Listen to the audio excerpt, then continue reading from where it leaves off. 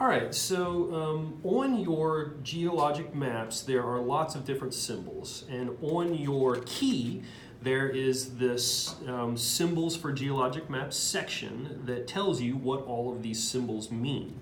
So you can see, for example, we have a contact located very approximately, showing a control point. So the control point is where the X is and where they have actually seen the contact, but because the line is dotted, most of the contact is going to be not as visible. Now when I say a contact, Kylie, do you know what I mean by contact? I'm not too sure. Is it just like where the rocks, the different kind of rocks are touching each other? That's exactly right, where two different rocks are contacting each other. So where you have one rock exposed and then another rock exposed, that line is your geologic contact, okay? So if I could have the camera come back and take a look again at the symbols.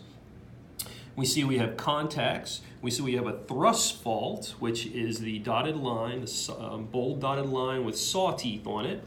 We have a normal fault, which is a pretty bold dash line, and then we have a contact that is concealed beneath other mapped units. Over here on the right, we have some other symbols such as a horizontal bed, which is designated with a circle and a cross.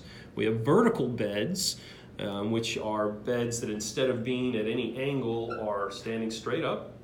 And then overturned beds, and then our strike and dip, right? So we have that strike and dip symbol that looks like a line with a small tick, and then the dip symbol, and a syncline, and the axial trend of small folds. Okay, so what I'd like for you guys to do is now look at your geologic map and find a couple of examples. So what I'd like you to find examples of are the contact,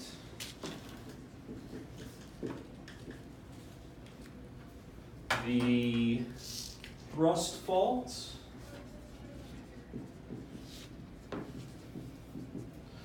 the concealed contact,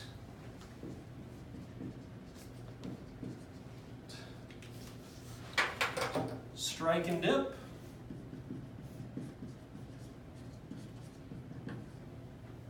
and horizontal beds.